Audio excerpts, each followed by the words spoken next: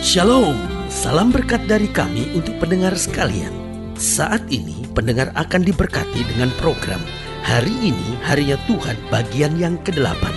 Sebuah program rohani tentang doktrin Alkitab yang menolong kita untuk semakin tertanam dalam kebenaran firman dan bertumbuh dalam kemuliaan. Bersama hambanya, Pendeta Gilbert Lumwendong, STH. Banyak orang merasa doktrin Alkitab sebagai sesuatu yang membingungkan. Tetapi tahukah saudara bahwa doktrin Alkitab intinya adalah memahami Alkitab dengan benar, dengan pemahaman yang sistematis, sehingga kita terus dapat tertanam di dalam kebenaran firman, sehingga kita terus bertumbuh di dalam kemuliaan Allah.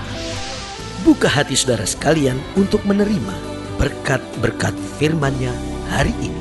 Hidup Kristen adalah hidup yang menekankan tentang kemurnian dan kekudusan. Mengapa hidup Kristen menekankan tentang kemurnian dan kekudusan? Karena pada dasarnya menjadi Kristen berarti kita dipersiapkan menjadi mempelai Kristus. Karena Kristus sendiri adalah mempelai laki-laki dan kita pengantinnya, mempelai wanita Kristus. Haleluya.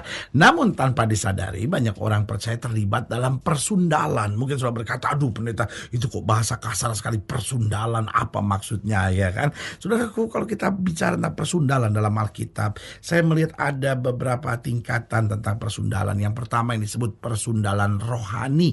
Apa itu persundalan rohani? Yaitu ketika orang yang sudah menerima Yesus, orang yang sudah percaya kepada Tuhan, tetapi masih berhubungan dengan kuasa-kuasa kegelapan, penyembahan berhala, itu termasuk persundalan rohani. Karena kita tidak bisa mengabdi kepada dua Tuhan. Kalau kita mengabdi kepada dua Tuhan, maka kita seorang pengkhianat, kita seorang pesundal, saudara-saudara.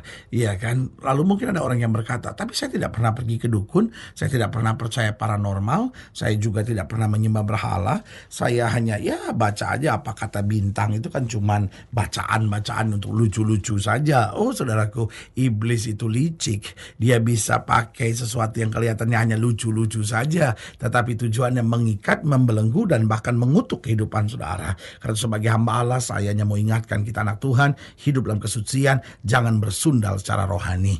Yang kedua, persundalan yang saya sebut persundalan iman. Apa itu persundalan iman? Itu ketika orang percaya, orang yang sudah bertobat, tetapi tidak memegang teguh imannya, bahkan kemudian menjadi murtad. Jadi artinya gini, dia sudah percaya kepada Kristus, tapi akhirnya dia pada prinsip ya kan semua agama sama ya kan.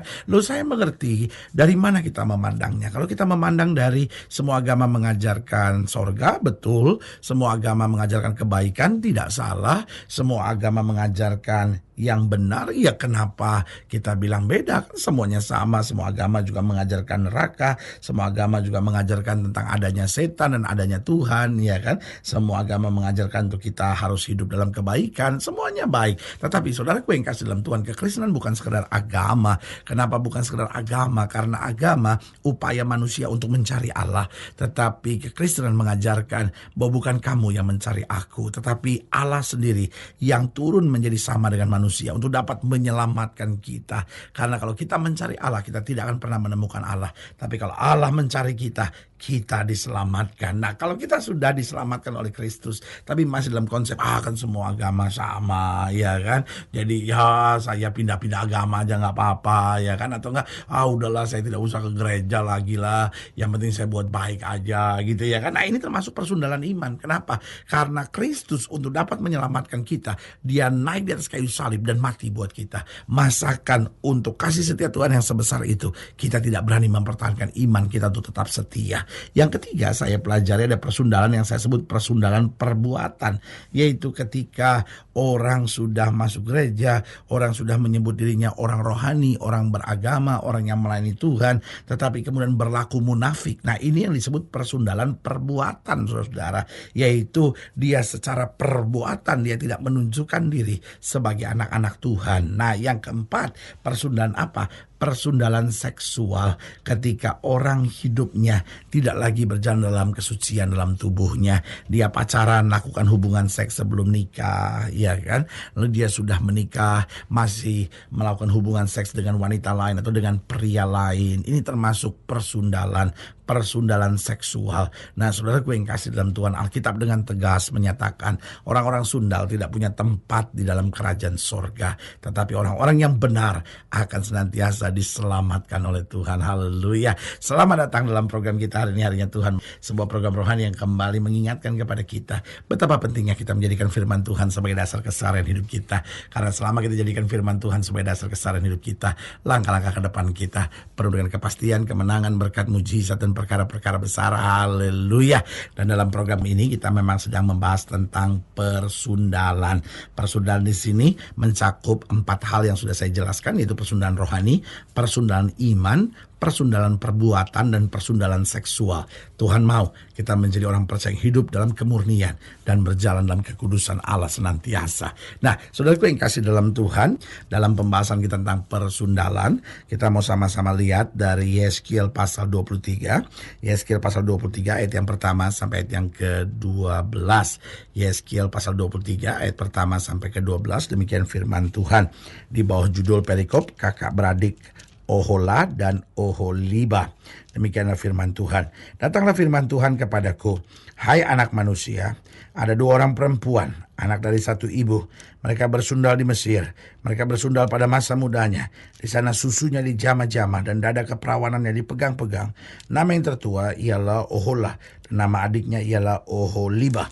Mereka aku punya, dan mereka melahirkan anak-anak lelaki dan perempuan. Mengenai nama mereka, Ohola ialah Samaria dan Oholiba ialah Yerusalem. Dan Ohola berzina, sedang ia aku punya. Ia sangat berahi kepada kekasih-kekasihnya, kepada orang Asyur, pahlawan-pahlawan perang, berpakaian kain ungu tua, bupati-bupati dan penguasa-penguasa, semuanya pemuda yang ganteng, pasukan kuda. Ia melakukan persundalannya, dengar baik, ia melakukan persundalannya dengan mereka, semuanya orang Asyur pilihan. Ia menajiskan dirinya dengan semua orang, kepada siapa ia berahi dan dengan berhala-berhalanya. Ia tidak meninggalkan persundalan yang dilakukannya sejak dari Mesir, sebab pada masa mudanya orang sudah menidurinya, dan mereka memegang-megang dada keperawanannya dan mencurahkan persundalan mereka kepadanya.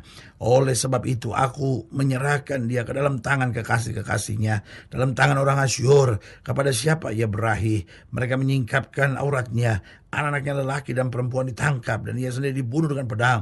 Dengan demikian namanya dipercakapkan di antara kaum perempuan, sebab hukuman telah dijatuhkan atasnya. Walaupun hal itu dilihat oleh adiknya Oholiba, ia lebih berahi lagi, dan persundalannya melebihi lagi dari kakaknya. Ia berahi kepada orang Asyur, kepada bupati-bupati dan penguasa-penguasanya, kepada pahlawan-pahlawan yang pakaiannya sangat sempurna, kepada pasukan kuda, semuanya pemuda yang ganteng. Nah, saudaraku yang kekasih dalam Tuhan, dari sini kita bisa melihat bagaimana Tuhan sedang bicara kepada umatnya bahwa kamu telah bersundal begitu hebat. Tetapi dari ayat bacaan ini kita bisa melihat bagaimana tanpa kita sadari seringkali kita menjadi orang percaya yang hidup dalam persundalan. Bukan hanya persundalan rohani, persundalan tubuh, persundalan jiwa, dan juga persundalan perbuatan ini. Tetapi saudaraku yang kasih dalam Tuhan, Alkitab buku luar biasa. Dia mengajarkan kepada kita bahaya, tapi dia juga mengajarkan kepada kita bagaimana mencegahnya. Dari ayat bacaan ini saya bisa melihat bagaimana Tuhan mengajarkan umatnya untuk mencegah diri dari persundalan, baik persundalan rohani, persundalan iman, perbuatan, dan juga persundalan dalam seksual ini. Yang pertama, jaga pergaulan. Diingatkan, kamu tidak hati-hati dalam bergaul. Berarti Tuhan mau kita mencegah dengan apa? Dengan menjaga pergaulan kita. Alkitab sudah bilang pergaulan yang buruk menghancurkan kebiasaan yang baik. Lalu yang kedua yang Tuhan ingatkan, yaitu perhatikan apa yang kita baca, perhatikan apa yang kita tonton. Ini penting sekali.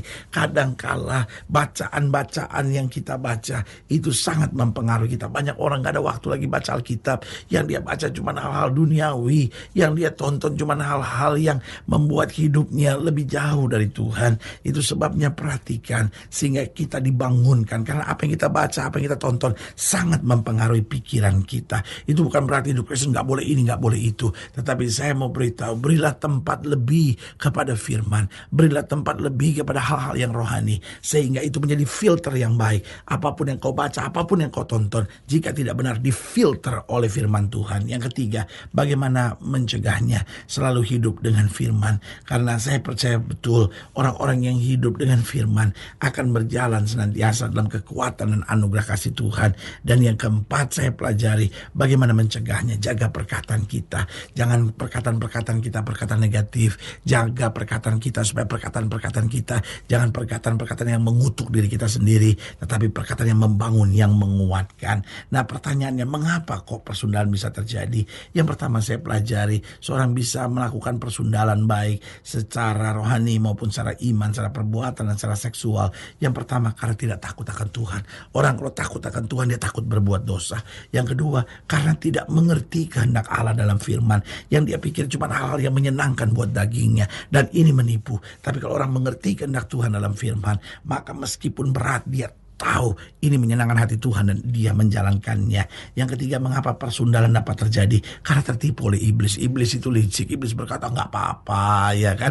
Makanya ketika iblis datang kepada Hawa, maka iblis berkata, justru kalau kamu makan buah itu, kamu akan jadi seperti Allah. Nah, tipuan-tipuan seperti ini yang membuat kita, oh ya, jangan-jangan benar, jangan-jangan benar. Dan di situ kita jatuh. Dan yang keempat, mengapa persundalan dapat terjadi?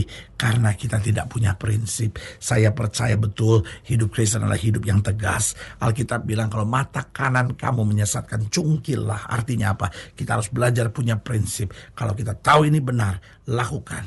Kalau kita tahu ini salah, apapun tawarannya, kita harus berani berkata tidak, sehingga kita jalan dalam terang Tuhan. Haleluya.